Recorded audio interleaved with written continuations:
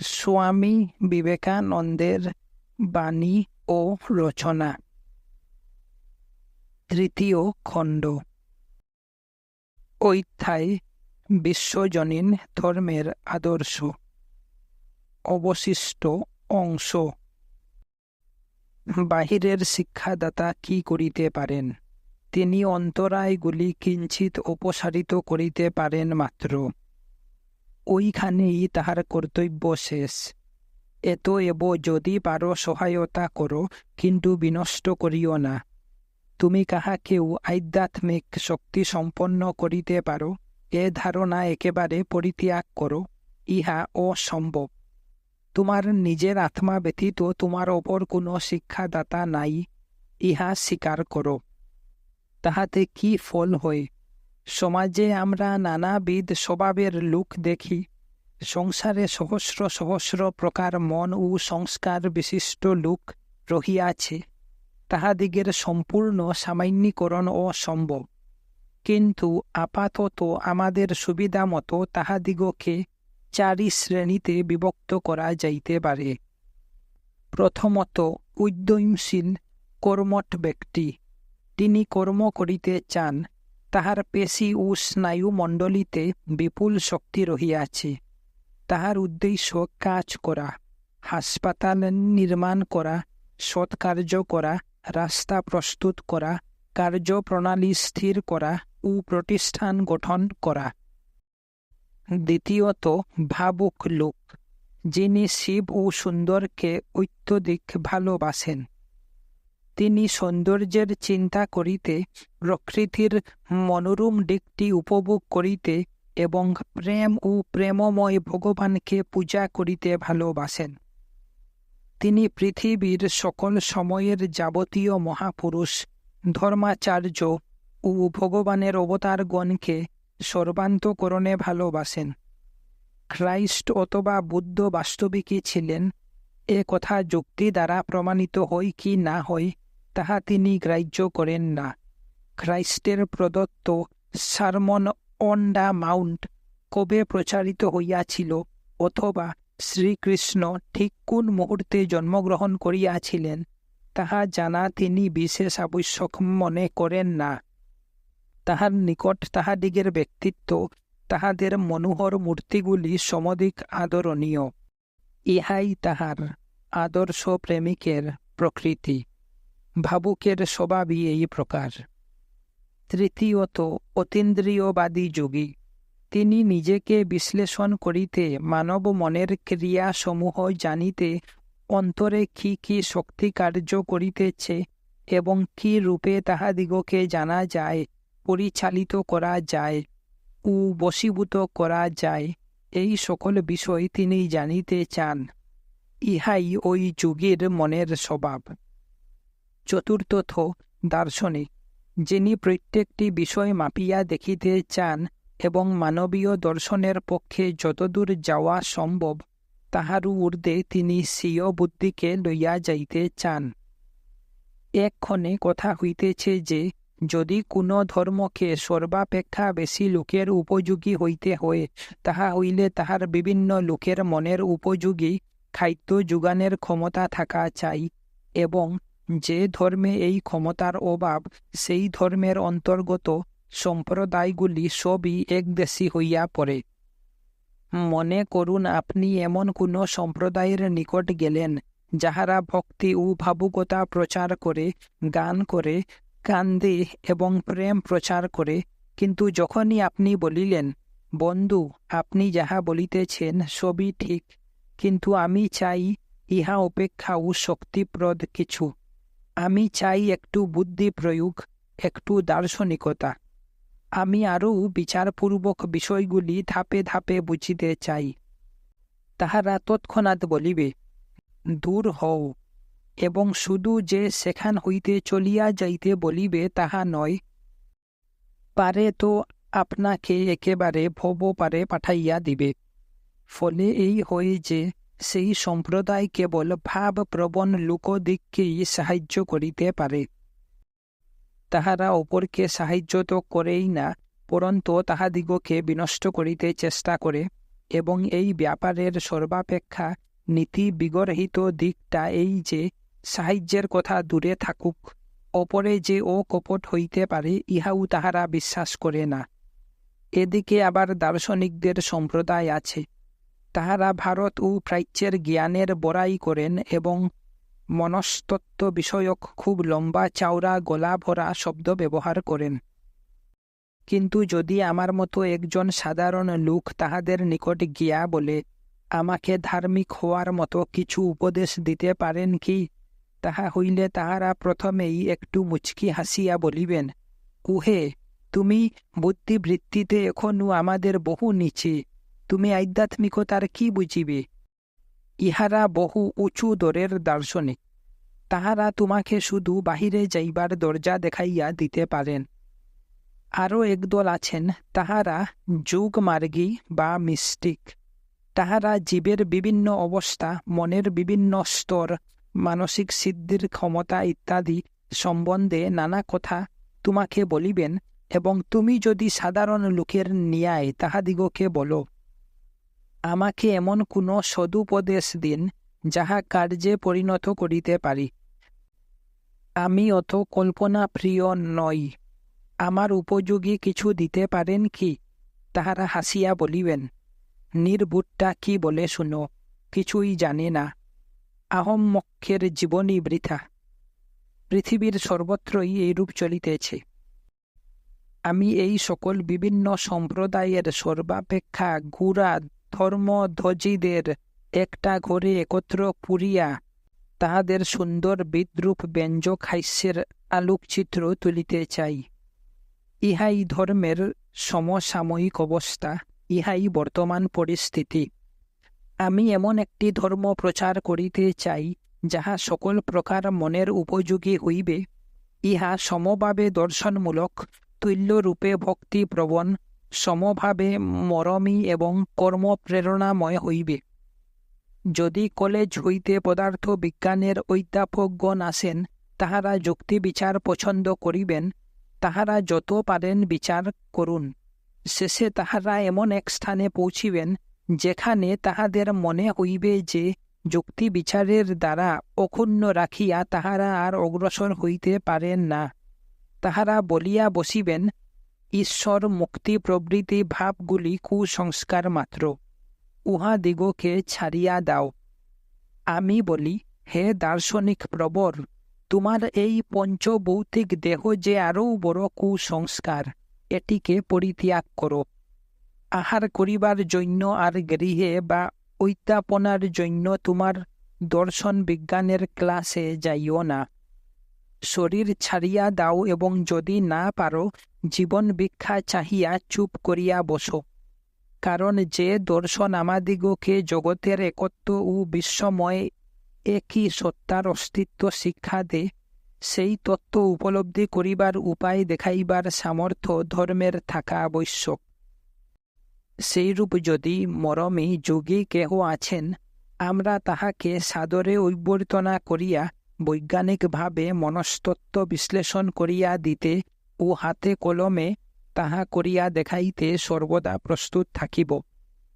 যদি ভক্ত লোক আসেন, আমরা তাহাদের সহিত একত্র বসিয়া ভগবানের নামে হাসিব ও কান্দিব। আমরা প্রেমের পেয়ালা পান করিয়া মত্ত হইয়া যাইব। যদি একজন উদ্যমশীল কর্মী আসেন, আমরা তাহার সহিত যথাসাধ্য কর্ম করিব। এই প্রকার সমন্বয়ই সার্বভৌম ধর্মের নিকটতম আদর্শ হইবে। ভগবানের ইচ্ছায় যদি সকল লোকের মনেই এই জ্ঞান, ভক্তি ও যোগ ও কর্মের প্রত্যেকটি ভাবই পূর্ণ মাত্রায় অথচ সমভাবে বিদ্যমান থাকিত, তবে কি সুন্দরী না হইত। ইহাই আদর্শ, ইহাই আমার পূর্ণ মানবের আদর্শ।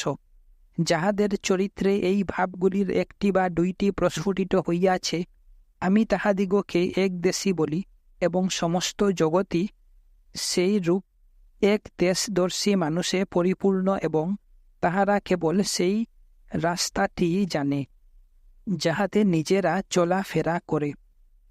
এতদ ব্যতীত অপর যাহা কিছু সমস্তই তাহাদের নিকট বিপজ্জনক ও জঘন্য। এই চারিটি দিকে সামঞ্জস্যের সহিত বিকাশ লাভ করাই আমার প্রস্তাবিত ধর্মের আদর্শ, এবং ভারতবর্ষে আমরা যাহাকে যুগ বলি, তাহা দ্বারাই এই আদর্শ ধর্ম লাভ করা যায়।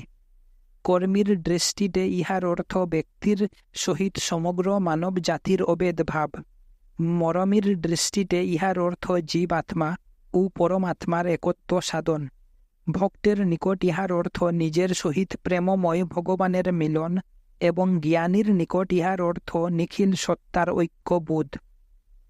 যুগ শব্দে ইহাই বুঝায়। ইহা একটি সংস্কৃত শব্দ, এবং সংস্কৃতে এই চারি প্রকার যুগের ভিন্ন ভিন্ন নাম আছে। যিনি এই প্রকার যুগ সাধন করিতে চান, তিনি যোগী। যিনি কর্মের মধ্য দিয়া এই যুগ সাধন করেন, তাহাকে কর্মযোগী বলে। যিনি প্রেমের মধ্য দিয়া এই যুগ সাধন করেন, তাহাকে ভক্তিযোগী বলে। যিনি ধ্যান ধারণার মধ্য দিয়া সাধন করেন, তাহাকে রাজযোগী বলে। যিনি জ্ঞান বিচারের মধ্য দিয়া যোগ সাধন করেন, তাহাকে জ্ঞানযোগী বলে। এব যোগী বলিতে ইহাদের সকলকেই বুঝায়। এখন প্রথমে রাজযোগের কথা ধরি। এই রাজযোগ, এই মন সংযমের ব্যাপারটা কি? ইংল্যান্ডে আপনারা যোগ কথাটির সহিত ভূত প্রেত প্রভৃতি নানা রকমের কিম্বুৎকিমাকার ধারণা জড়াইয়া রাখিয়াছেন। এব প্রথমেই আপনাদিগকে ইহা বলিয়া রাখা আমার কর্তব্য বোধ হইতেছে যে, যুগের সহিত ইহাদের কোনই সংস্রব নাই। এইগুলির মধ্যে কোন যুগেই তোমাকে যুক্তি বিচার পরিত্যাগ করিতে, অপরের দ্বারা প্রভাবিত হইতে, অথবা পুরোহিত কুল যে কোনো পর্যায়েরই হউন না কেন, তাহাদের হাতে তোমার বিচার শক্তি সমর্পণ করিতে বলে না। কোন যুগই বলে না যে তোমাকে কোনো অতি মানুষ ঈশ্বরদূতের নিকট সম্পূর্ণ অনুগত্য স্বীকার করিতে হইবে। প্রত্যেকেই বলে, তুমি তোমার বিচার শক্তিকে দৃঢ়ভাবে ধরো, তাহাতেই লাগিয়া থাকো। আমরা সকল প্রাণীর মধ্যেই জ্ঞান লাভের 3 প্রকার উপায় দেখিতে পাই। প্রথম, সহজাত জ্ঞান, যাহা জীব জন্তুর মধ্যেই বিশেষ পরিস্ফুট দেখিতে পাওয়া যায়। ইহা জ্ঞান লাভের সর্বনিম্ন উপায়। দ্বিতীয় উপায় কি? বিচার শক্তি।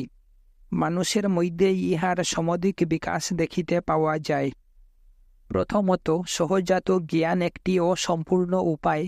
জীব জন্তু সকলের কার্যক্ষেত্র অতি সংকীর্ণ, এবং এই সংকীর্ণ ক্ষেত্রেই সহজাত জ্ঞান কার্য করে। মানুষের বেলায় দেখা যায়, এই সহজাত জ্ঞান বহুলভাবে বিচার শক্তিতে পরিণত হইয়াছে, সঙ্গে সঙ্গে কার্যক্ষেত্রেও বাড়িয়া গিয়াছে।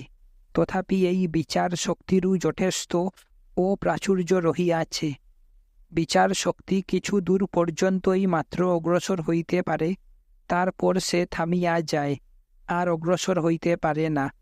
এবং যদি তুমি ইহাকে বেশি দূর চালাইতে চেষ্টা করো, তবে তাহার ফলে এক দূর কোণেও বিশৃঙ্খলা উপস্থিত হয়। যুক্তি নিজেই অযুক্তিতে পরিণত হয়। যুক্তি তখন চক্রাকারে চলিতে থাকে। দৃষ্টান্তস্বরূপ, আমাদের প্রত্যক্ষের মূলীভূত কারণ জড় ও শক্তির কথাই ধরুন। জড় কি? যাহার উপর শক্তি ক্রিয়া করে। শক্তি কি? যাহা জড়ের উপর ক্রিয়া করে। এই সব কথায় গোলমালটা কোথায়, তাহা আপনারা নিশ্চয় বুঝিতে পারিতেছেন। ন্যায়শাস্ত্রবিদগণ ইহাকে অনন্যাশ্রয় দোষ বলেন। একটির অর্থাৎ জড়ের ধারণার জন্য অপরটির অর্থাৎ শক্তির উপর নির্ভর করিতে হইতেছে। আবার অপরটির অর্থাৎ শক্তির ধারণার জন্য প্রথমটির অর্থাৎ জড়ের উপর নির্ভর করিতে হইতেছে। সুতরাং আপনারা যুক্তির সম্মুখে এক প্রবল বাধা দেখিতে পাইতেছেন, যাহাকে অতিক্রম করিয়া যুক্তি আর অগ্রসর হইতে পারে না। তথাপি এই বাধার অপর প্রান্তে যে অনন্তের রাজ্য রহিয়াছে, সেখানে পৌঁছাইতে যুক্তি সর্বদা ব্যস্ত। আমাদের পঞ্চেন্দ্রিয় গ্রাহ্য ও মনের বিষয়ভূত এই জগৎ, এই নিখিল বিশ্ব আমাদের বুদ্ধিভূমির উপর প্রতিফলিত, সেই অনন্তের এক কণিকা মাত্র। বুদ্ধিরূপ জাল দ্বারা বেষ্টিত এই ক্ষুদ্র গণ্ডির ভিতরে আমাদের বিচার শক্তি কার্য করে তাহার বাহিরে যাইতে পারে না। সুতরাং ইহার বাহিরে যাইবার জন্য আমাদের অপর কোনো উপায়ের প্রয়োজন। প্রজ্ঞা বা অতীন্দ্রিয় বোধ, এত এব সহজাত জ্ঞান, বিচার শক্তি ও অতীন্দ্রিয় বোধ, এই তিনটি জ্ঞান লাভের উপায়।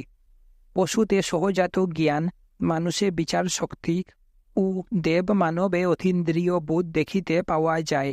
কিন্তু সকল মানুষের ভিতরেই এই তিনটি শক্তির বীজ অল্প বিস্তর পরিস্ফুট দেখিতে পাওয়া যায়। এই সকল মানসিক শক্তির বিকাশ হইতে হইলে উহাদের বীজগুলিও অবশ্যই মানব মনে থাকা চাই, এবং ইহাও স্মরণ রাখা কর্তব্য যে একটি শক্তি অপরটির বিকশিত অবস্থা মাত্র, সুতরাং তাহারা পরস্পর বিরোধী নয়। বিচার শক্তি পরিস্ফুট হইয়া অতীন্দ্রিয় বোধে পরিণত হয়, সুতরাং অতীন্দ্রিয় বোধ বিচার শক্তির পরিপন্থী নয়, পরন্তু তাহার পরিপূরক। যে সকল স্থলে বিচার শক্তি পৌঁছিতে পারে না, অতীন্দ্রিয় বোধ তাহাদিগকেও উদ্ভাসিত করে, এবং তাহারা বুদ্ধির বিরোধী হয় না। বার্ধক্য বালকত্বের বিরোধী নয়, পরন্তু তাহার পরিণতি। এত এব তোমাদের সর্বদা মনে রাখিতে হইবে যে নিম্ন শ্রেণীর জ্ঞানোপায়কে উচ্চ শ্রেণীর উপায় বলিয়া ভুল করার রূপ ভয়ানক বিপদের সম্ভাবনা রহিয়াছে। অনেক সময়ে সহজাত জ্ঞানকে অতীন্দ্রিয় বোধ বলিয়া জগতে চালাইয়া দেওয়া হয়, এবং সঙ্গে সঙ্গে ভবিষ্যৎ বক্তা সাজিবার সকল প্রকার মিথ্যা দাবি আসিয়া পড়ে।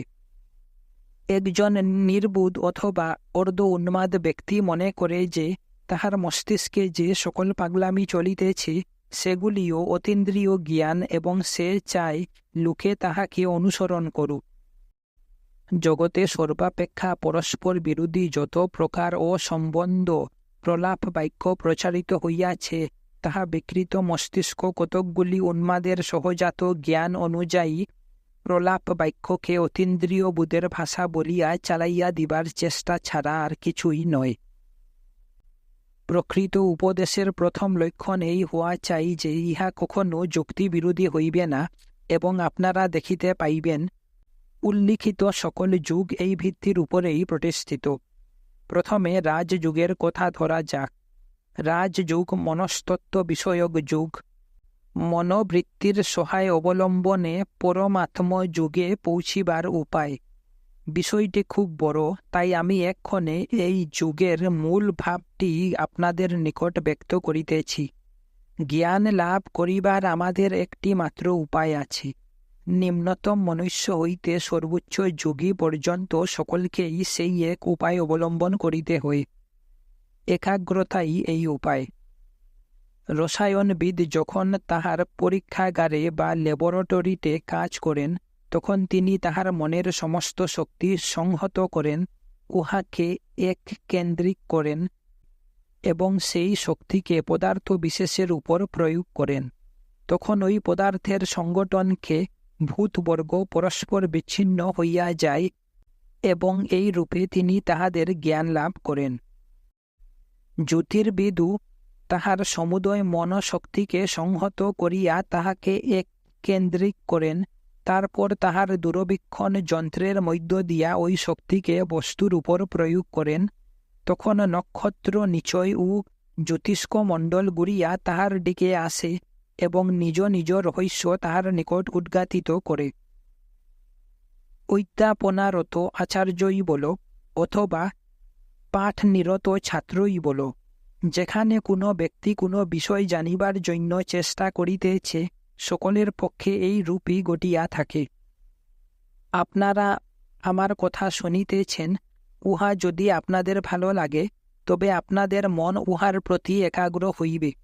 তখন যদি একটা ঘড়ি বাজে, আপনারা তাহা শুনিতে পাইবেন না, কারণ আপনাদের মন তখন অন্য বিষয়ে একাগ্র হইয়াছে। আপনাদের মনকে যতই একাগ্র করিতে সক্ষম হইবেন, ততই আপনারা আমার কথাগুলি ভালো করিয়া বুঝিতে পারিবেন, এবং আমিও আমার প্রেম ও শক্তিসমূহকে যতই একাগ্র করিব, ততই আমার বক্তব্য বিষয়টি আপনাদিগকে ভালো করিয়া বুঝাইতে সক্ষম হইব। এই একাগ্রতা যত অধিক হইবে, মানুষ তত অধিক জ্ঞান লাভ করিবে, কারণ ইহাই জ্ঞান লাভের একমাত্র উপায়। এমনকি অতি নীচ মুচিও যদি একটু বেশি মন সংযোগ করে, তাহা হইলে সে তাহার জুতাগুলি আরও ভালো করিয়া বুরুষ করিবে।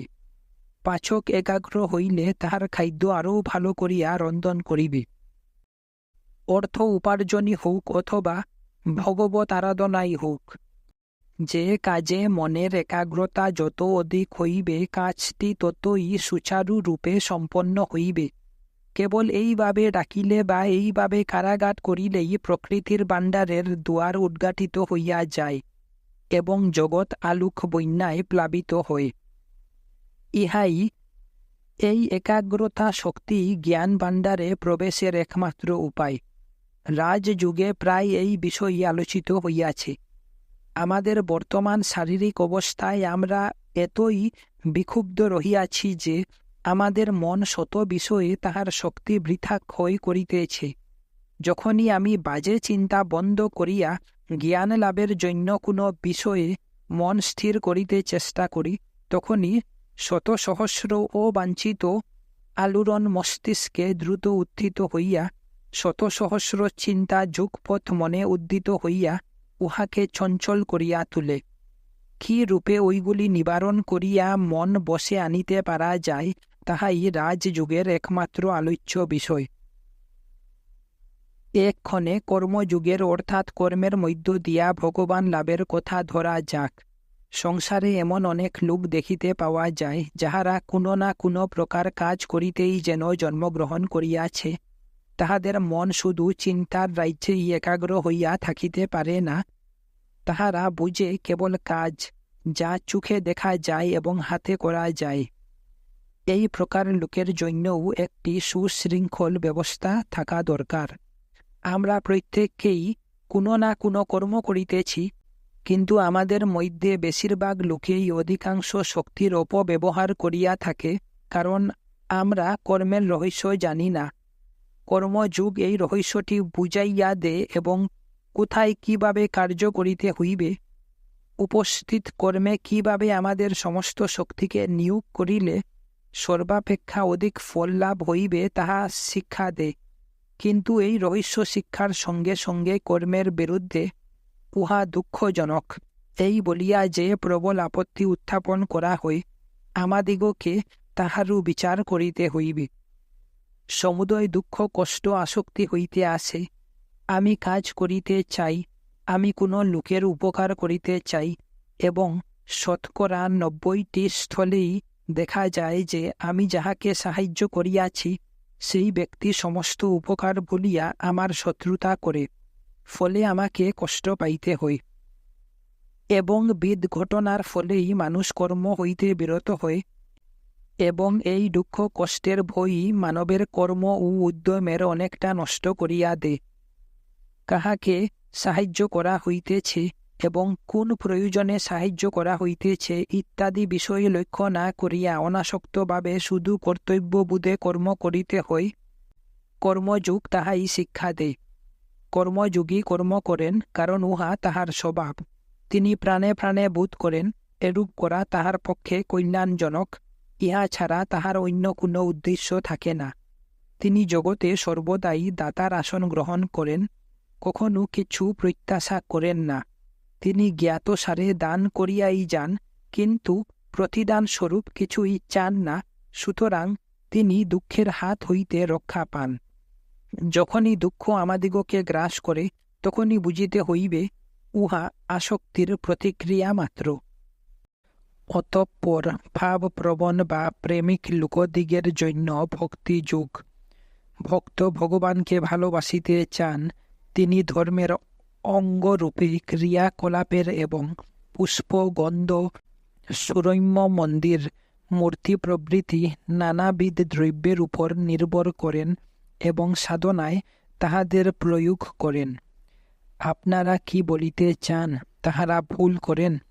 আমি আপনাদিগকে একটি সত্য কথাই বলিতে চাই, তাহা আপনাদের বিশেষত এই দেশে মনে রাখা ভালো, যে সকল ধর্ম সম্প্রদায় অনুষ্ঠান ও পৌরাণিক তত্ত্ব সম্পদে সমৃদ্ধ, তাহাদের মধ্য হইতেই জগতের শ্রেষ্ঠ আধ্যাত্মিক শক্তি সম্পন্ন মহাপুরুষগণ জন্মগ্রহণ করিয়াছেন। আর যে সকল সম্প্রদায় কোনো প্রতীক বা অনুষ্ঠান বিশেষের সহায়তা ব্যতীত ভগবান লাভের চেষ্টা করিয়াছে, তাহারা ধর্মের যাহা কিছু সুন্দর ও মহান সমস্ত নির্মমভাবে পদদলিত করিয়াছে। খুব ভালো চক্ষে দেখিলেও তাহাদের ধর্ম গোঁড়ামি মাত্র এবং শুষ্ক। জগতের ইতিহাস ইহার জ্বলন্ত সাক্ষ্য প্রদান করিতেছে। সুতরাং এই সকল অনুষ্ঠান ও পুরাণাদিকে গালি দিও না। যে সকল লোক ওইগুলি লইয়া থাকিতে চায়, তাহারা ওইগুলি লইয়া থাকুক। তোমরা যথা বিদ্রূপের হাসি হাসিয়া বলিও না, তাহারা মূর্খ, উহা লইয়াই থাকুক, তাহা কখনই নয়। আমি জীবনে যে সকল আধ্যাত্মিক শক্তি সম্পন্ন শ্রেষ্ঠ মহাপুরুষ দর্শন করিয়াছি, তাহারা সকলেই এই সকল অনুষ্ঠান পালনের মধ্য দিয়াই অগ্রসর হইয়াছেন। আমি নিজেকে তাহাদের পদতলে বসিবার যোগ্য মনে করি না, আবার আমি কি না তাহাদের সমালোচনা করিতে যাইব। এই সমুদয় ভাব মানব মনে কিরূপ কার্য করে এবং তাহাদের মধ্যে কোনটি আমার গ্রাহ্য, কোনটি ত্যায্য, তাহা আমি কিরূপে জানিব? আমরা উচিত অনুচিত বিচার না করিয়াই পৃথিবীর সমস্ত জিনিসের সমালোচনা করিয়া থাকি। লোকে এই সকল সুন্দর সুন্দর উদ্দীপনাপূর্ণ পুরাণ আদি যত ইচ্ছা গ্রহণ করুক, কারণ আপনাদের সর্বদা মনে রাখা উচিত যে ভাব প্রবণ লোকেরা সত্যের কতকগুলি নিরস সংজ্ঞা মাত্র লইয়া থাকিতে মোটেই পছন্দ করেন না। ভগবান তাহাদের নিকট ধরা ছোঁয়ার বস্তু, তিনি একমাত্র সত্য বস্তু। তাহারা ভগবানকে অনুভব করেন, তাহার কথা শুনেন, তাহাকে দেখেন, ভালোবাসেন, তাহারা তাহাদের ভগবান লাভ করুন। তোমরা যুক্তিবাদীরা ভক্তের চক্ষে তেমনি নির্বোধ, যেমন কোনো ব্যক্তি একটি সুন্দর মূর্তি দেখিলে তাহাকে চূর্ণ করিয়া বুঝিতে চায় উহা কি পদার্থে নির্মিত। ভক্তিযুগ তাহাদিগকে কোনো গুরু অভিসন্ধি ছাড়িয়া ভালোবাসিতে শিক্ষা দে। লোকৈষণা, পুত্রৈষণা, বিত্তৈষণা কিংবা অন্য কোনো কামনার জন্য নয়, কিন্তু মঙ্গলময়কে মঙ্গলময় রূপে এবং ভগবানকে ভগবান রূপে ভালোবাসিতে শিক্ষা দে। প্রেমই প্রেমের শ্রেষ্ঠ প্রতিদান এবং ভগবানই প্রেম স্বরূপ। ইহাই ভক্তিযুগের শিক্ষা। ভক্তিযুগ তাহাদিগকে ভগবান সৃষ্টিকর্তা, সর্বব্যাপী, সর্বজ্ঞ, শক্তিমান, শাস্তা এবং পিতা ও মাতা বলিয়া তাহার প্রতি হৃদয়ের সমস্ত ভক্তি শ্রদ্ধা অর্পণ করিতে শিক্ষা দে। মানুষ তাহার সম্বন্ধে যে সর্বশ্রেষ্ঠ ভাষা প্রয়োগ করিতে পারে, অথবা মানুষ তাহার সম্বন্ধে যে সর্বোচ্চ ধারণ করিতে পারে, তাহা এই যে তিনি প্রেমের ঈশ্বর। যেখানেই কোনো প্রকার ভালোবাসা রহিয়াছে, তাহাই তিনি। যেখানে এতটুকু প্রেম, তাহা তিনি। ঈশ্বর সেখানে বিরাজমান। স্বামী যখন স্ত্রীকে চুম্বন করেন, সে চুম্বনে তিনি বিদ্যমান। মাতা যখন শিশুকে চুম্বন করেন, সেখানেও তিনি বিদ্যমান। বন্ধুগণের করমর্দনে সেই প্রভুই প্রেমময় ভগবান রূপে বিদ্যমান। যখন কোনো মহাপুরুষ মানব জাতিকে ভালোবাসিয়া তাহাদের কল্যাণ করিতে ইচ্ছা করেন, তখন প্রভুই তাহার প্রেম ভাণ্ডার হইতে মুক্ত হস্তে ভালোবাসা বিতরণ করিতেছেন। যেখানেই হৃদয়ের বিকাশ হয়, সেখানেই তাহার প্রকাশ। ভক্তি যুগ এই সকল কথাই শিক্ষা দেয়। সর্বশেষে আমরা জ্ঞান যুগের কথা আলোচনা করিব। তিনি দার্শনিক ও চিন্তাশীল। তিনি এই দৃশ্য জগতের পারে যাইতে চান। তিনি এই সংসারের তুচ্ছ জিনিস লইয়া সন্তুষ্ট থাকিবার লোক নন। তিনি আমাদের পানাহারাদি প্রাত্যহিক কার্যাবলীর পারে যাইতে চান। সহস্র সহস্র পুস্তকও তাহাকে শান্তি দিতে পারে না, এমনকি সমুদয় জড় বিজ্ঞানও তাহাকে পরিতৃপ্ত করিতে পারে না, কারণ ইহা বড় জোর এই ক্ষুদ্র পৃথিবীটি তাহার জ্ঞান গোচর করিতে পারে। এমন আর কি আছে যাহা তাহার সন্তোষ বিধান করিতে পারে?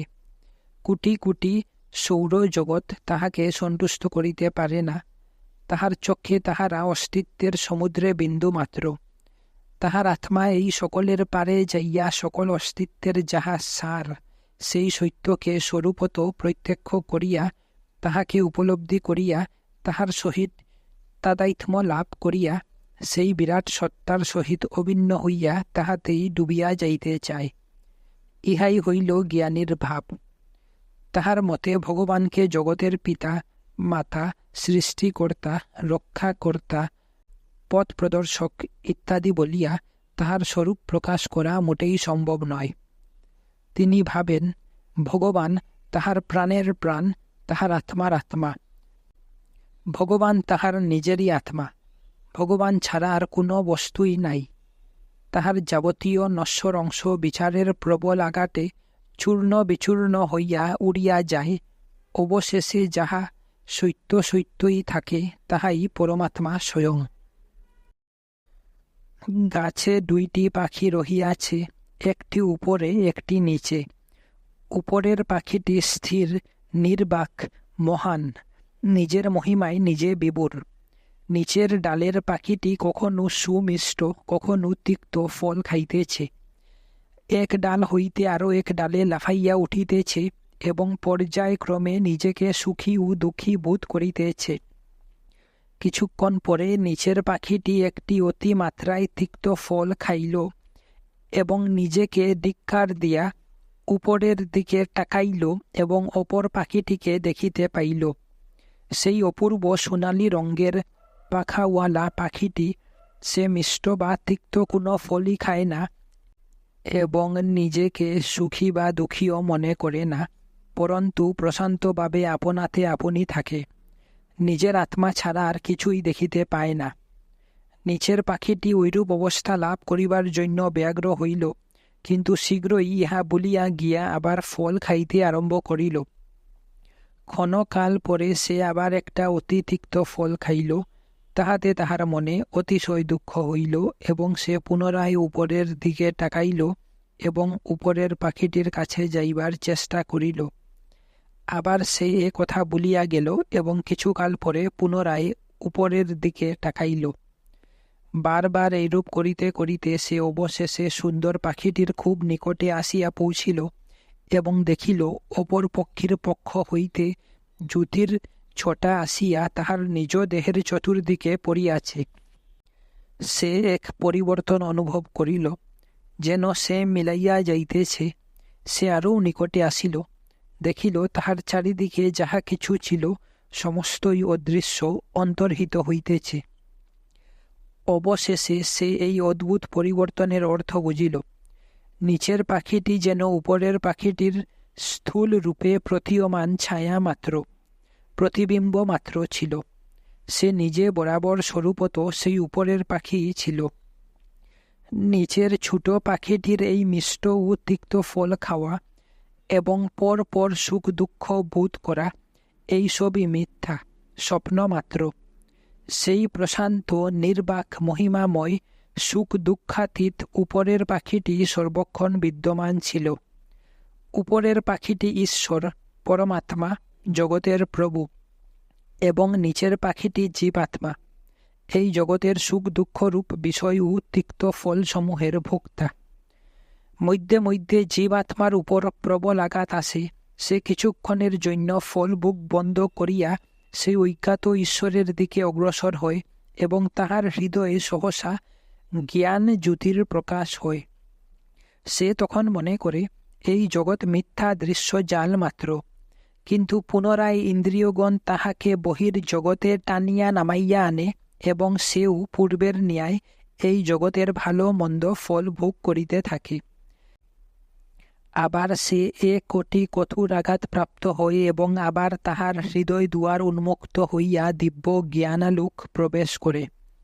এই রূপ ধীরে ধীরে সে ভগবানের দিকে অগ্রসর হয় এবং যতই সে নিকটবর্তী হইতে থাকে ততই দেখিতে পায় তাহার কাছা আমি সতই লীন হইয়া যাইতেছে।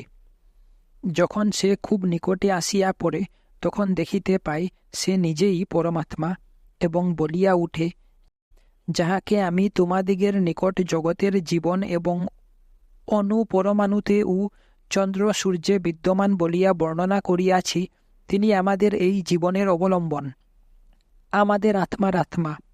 শুধু তাহাই নয়, তুমি সেই তত্ত্বমসি। জ্ঞান যুগ আমাদিগকে ইহাই শিক্ষা দে। ইহা মানুষকে বলে, তুমি স্বরূপত পরমাত্মা। ইহা মানুষকে প্রাণী জগতের মধ্যে যথার্থ একত্ব দেখাইয়া দে। আমাদের প্রত্যেকের ভিতর দিয়া স্বয়ং প্রভুই এই জগতে প্রকাশ পাইতেছেন। অতি সামান্য পদদলিত কীট হইতে যাহাদিগকে আমরা সবিস্ময়ে হৃদয়ের ভক্তি শ্রদ্ধা অর্পণ করি, সেই সব শ্রেষ্ঠ জীব পর্যন্ত সকলেই সেই এক পরমাত্মার প্রকাশ মাত্র।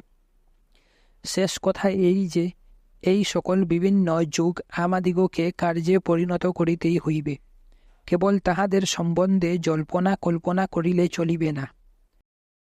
প্রথমে এগুলি সম্বন্ধে শুনিতে হইবে, পরে শ্রুত বিষয়গুলি চিন্তা করিতে হইবে। আমাদিগকে সেগুলি বেশ বিচার করিয়া বুঝিতে হইবে, যেন আমাদের মনে তাহাদের একটা ছাপ পড়ে।